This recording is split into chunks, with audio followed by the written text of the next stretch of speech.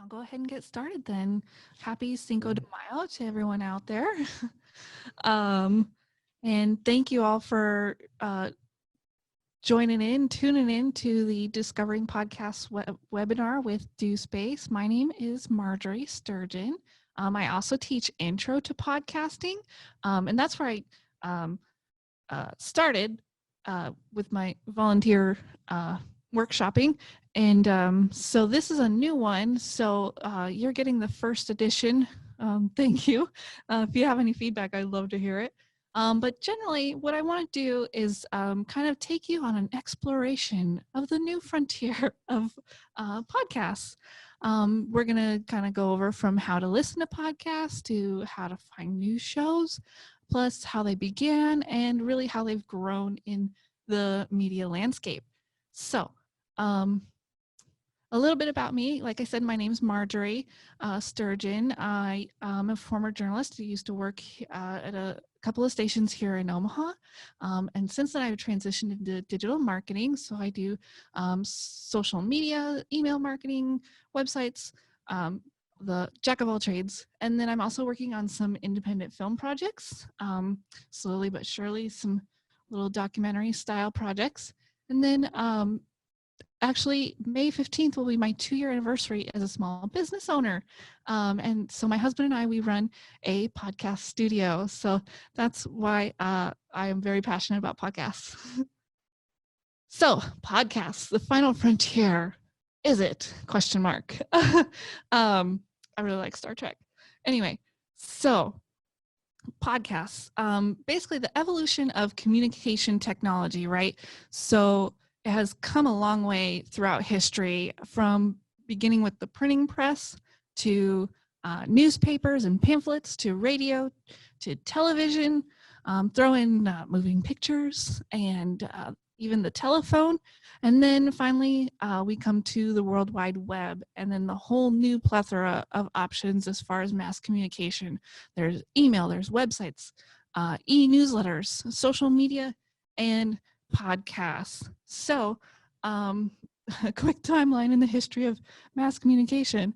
But what I want to start with is kind of a poll. Those of you in the group, if you want to submit in the Q&A, have you ever listened to a podcast? And if you have questions, you can put those in the Q&A too, and I'll answer them at the end. And if you are listening to podcasts currently, I'd love to know what you're listening to. A lot of times, I always ask this question, similar question anyway, in the Intro to Podcasting workshop. And the reason I do that exercise is because it's just nice to know. It's a real good example of all the different types of podcasts that are out there. So in the Q&A, we have 2 that say yes. There it is. And Yeah. 1 that says no, we have not listened to any podcast. Gotcha. Well, great. You're in the right place because we're going to talk about how you can find some to listen to. That's good. Thank you for doing that. Sorry it took me so long to figure it out. All right. So what is a podcast? Okay. A podcast is an audio program available on demand over the internet. Now, what does that mean? Basically, a creator uploads a sound file to the internet for you, the listener, to download or stream via what's called an RSS feed. And all of that, your part anyway, is free. So you can listen to anything, any podcast for free. Now, there's an asterisk next to the audio because some of these creators also record a video as they are doing their interviews or their kind of talk show. So they will use that video and upload it to another platform like YouTube or Vimeo or even Facebook, wherever they're sharing their video, or even Instagram. So there's a lot of options, but the true form of a podcast is an audio file. And then some people obviously make their shows into visual medium as well. So the history of podcasting begins in the early 2000s, and the word pod obviously is associated with the invention of the iPod. And then around that time too, there was a news article where that's attributed as being the first to use the term podcasting. And so that's where that comes from. But the invention of the iPod was really marks the beginning, because that was enabled us, the listener, to carry thousands of audio files, music, or whatever we had in our pockets. Much better or easier than carrying around like a CD or a Walkman, like when I was a kid. So when that came about, just the availability of carrying so much media in my pocket really changed the landscape. Now, a few years after that, Apple iTunes makes podcasts discoverable in their software. So that is a huge milestone, because that discoverability is vital to a podcast show. And so if you make something and people have no way of knowing about it, that changed the game. Now jump to 2009. There's a research group called Edison Survey, and they do an annual survey called Share of Ear. And they always ask the question, have you even just plain heard of the term podcasting? So in 2009, it was 43%. And now jump to 9 years later in 2018, and finally a majority, 64% of Americans have heard of the term podcasting. So what this really shows is just how long it's taken for people to become familiar with podcasting. And that's just familiar, not necessarily like dedicated and loyal listeners. So there's even more growth needed, and that's just 2 years ago. Last year, that same group, Edison Research, and collaboration with Triton Digital, came out and said there are now 62 million Americans listening to podcasts each week. And that grew from 2013, when there was 19 million. So growing. But it's taken nearly 20 years. And then this year, as far as how many podcasts are out there, media reports say there are 800,000 active podcasts with over 54 million podcast episodes available worldwide. Excuse me. So, and that's growing and growing too, because the great thing about podcasting is the barrier to entry is so low. You have a recording device in your smartphone or on your computer built in. So the capability and technology has advanced so much that creating your own podcast is super easy to get started. Now I'm going to kind of go into the technical aspect of how a podcast works, just so you have a better understanding. So like I said, a creator has a sound file, and that creator has to tell that sound, give that sound file somewhere to live, and that's called a hosting site, and that's that sound file's home. There are services out there that provide hosting site services. And so a lot of the popular ones are called Anchor or SoundCloud or Libsyn. Libsyn was one of the very early ones, and then Blueberry is another popular one.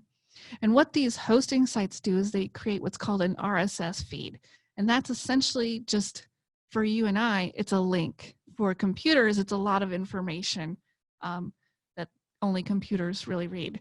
So, but that link is what distributes your sound file to the listening platforms, and that's primarily apps. So like the Apple Podcast app, and then there's websites, and now smart speakers are growing in popularity.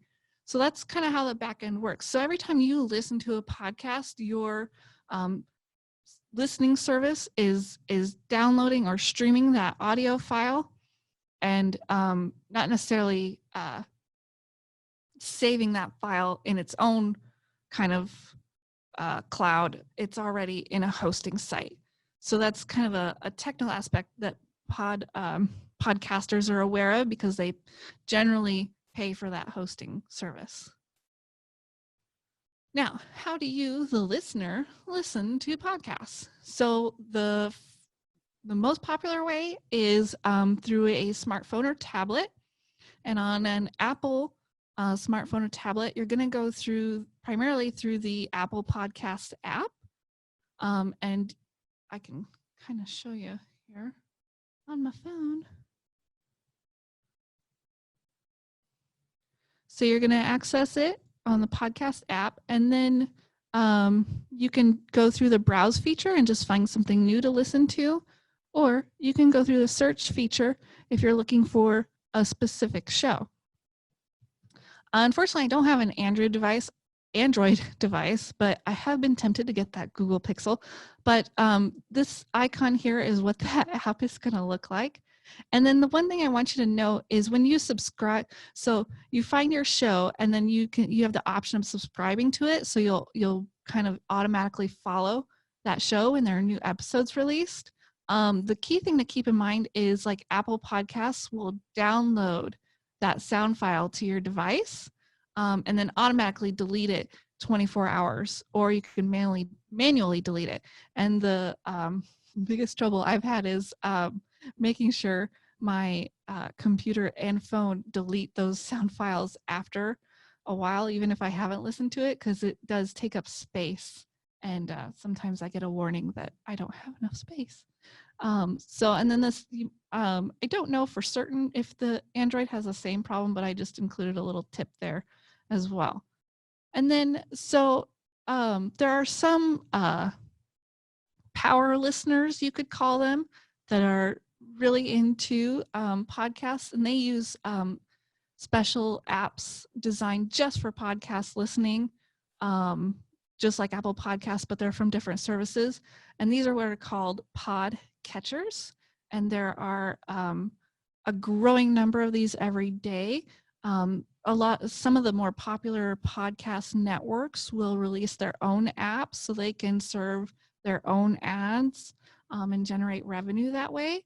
So Stitcher is one of those options there, Luminary, and then there's another one, Podchaser.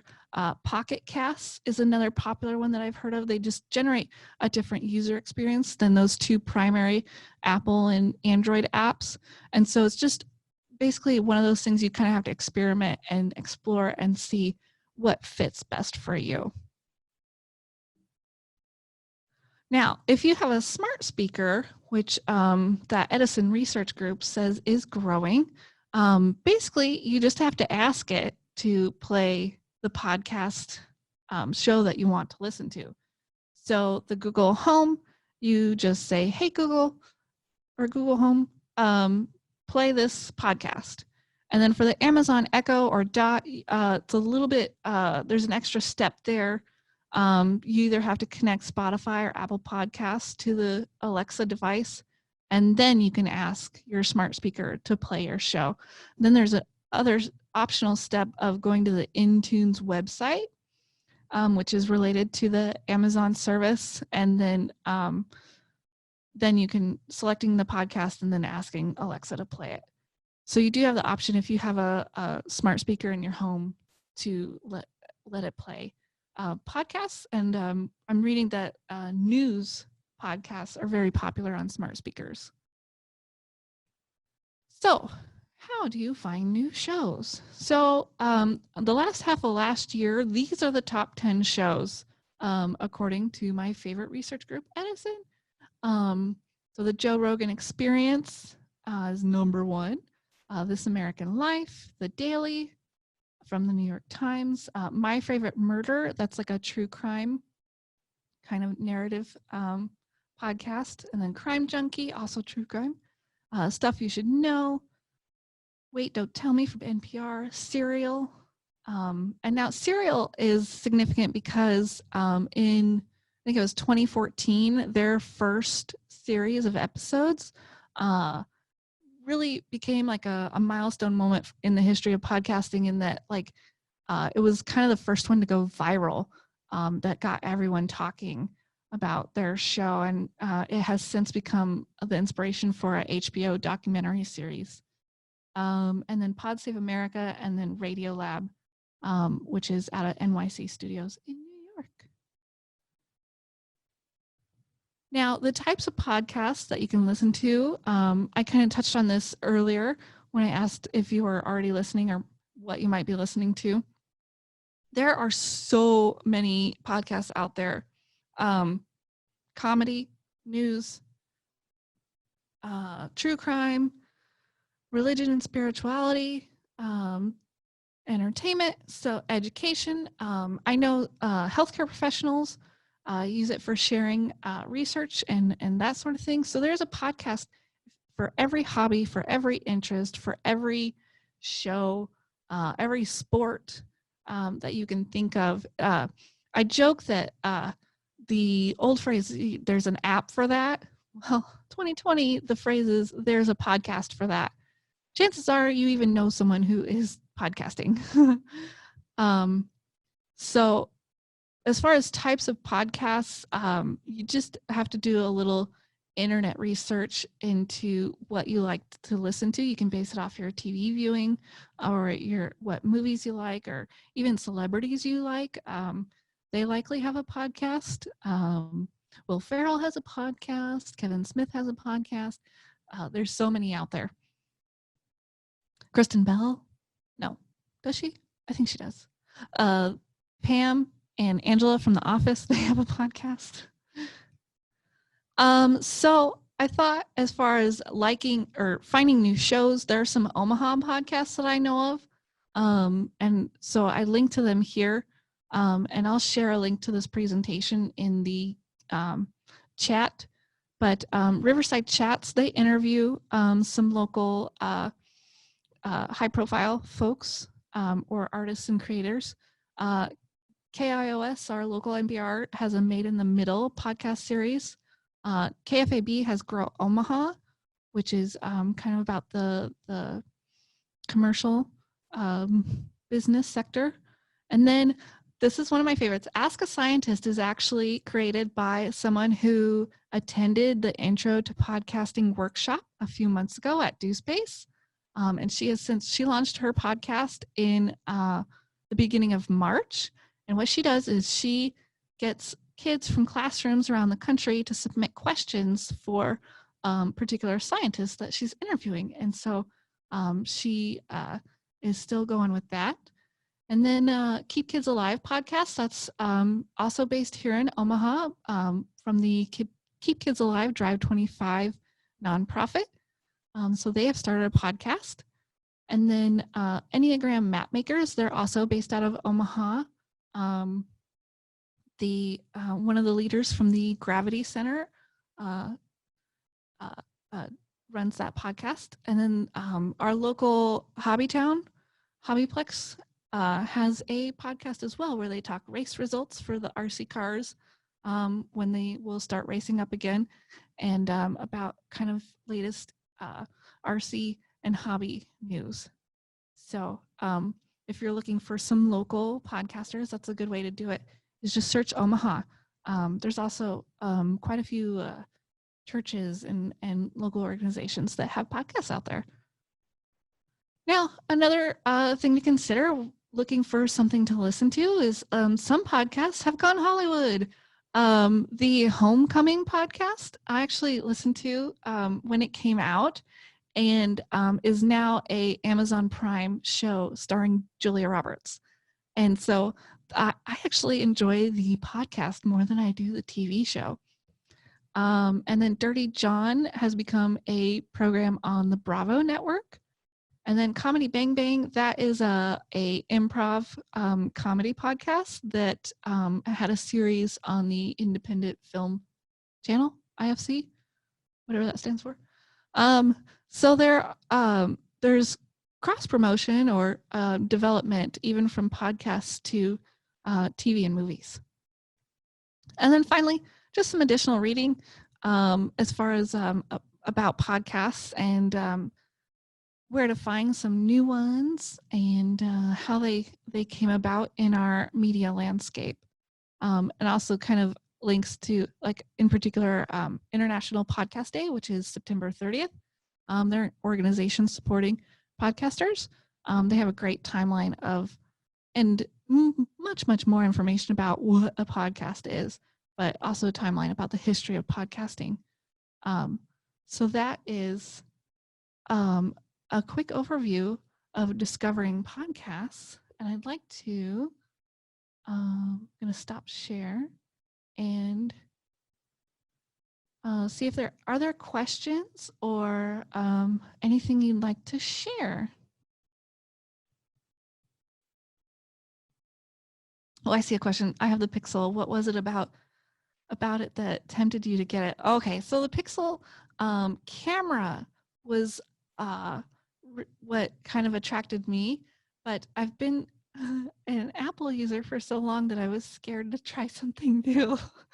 um, so uh, I got the new camera on the Apple iPhone, and just stuck with their user interface. I wasn't ready to learn something new. um, so I've got a couple of questions on how to record a podcast. I see. And so there's a few ways to do it. The what I always say is the best equipment to use is what you have available. So if you would like to use the voice memo app on your smartphone, do it. And then you have to learn how to edit the sound file, to maybe enhance it or trim it or insert sound bites, that sort of thing.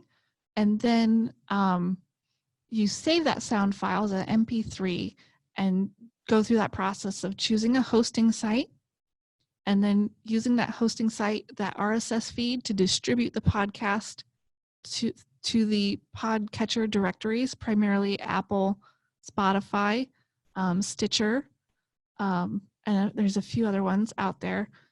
So it's a bit of a process, but the primary thing is creating the content. So you can invest in recording equipment, microphones, a mixer, and a computer to create your show, or start with what you have. Use your smartphone or the microphone built into your computer and upgrade as your audience grows. So it varies for everyone. It's different for everyone. But as far as getting your story or your voice out there and sharing it with people that you want to reach, use what you have available. Fanny asked why the voice is so weird in podcasts. And that can generally boil down to how the person is recording their podcast. And I kind of touched on that. If they're just using their smartphone, it's typically going to be a little lower quality, but they can take some steps to enhance that. If they record in a small room where the sound doesn't echo around them, that will help. If it's just them talking into the microphone, then they should just get under a blanket, because again, that will keep the sound from bouncing around. If they are using microphones, it depends on what kind of microphone. I am using what's called an XLR microphone, and that's just kind of because of the type of cable. So this microphone has a cable coming out of the back end of it, and that plugs into a mixer, and then that mixer plugs into my computer. So I have a little bit more of a higher quality setup because I run a podcast studio. But if I didn't have these available, I would use my earbuds that came with my phone, because they have a microphone that is that I can hold pretty close to my mouth. And the earbuds would let me monitor the sound that I'm getting as it's being recorded. So I know I'm not overmodulating by talking too loud or talking too soft. So that's another important aspect to creating your talk show, is the right volume.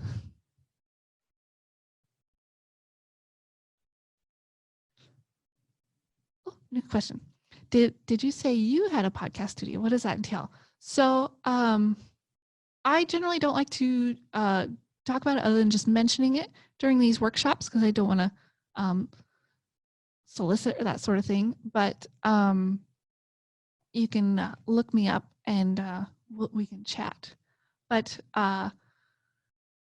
if you're thinking about creating a podcast, there are resources out there and available to you. And that's why I really like doing the intro to podcasting workshop with DoSpace. We do about once a month. It's usually during the first week of the month. We haven't set up, well, I already did one May 1st, so June will be the next one.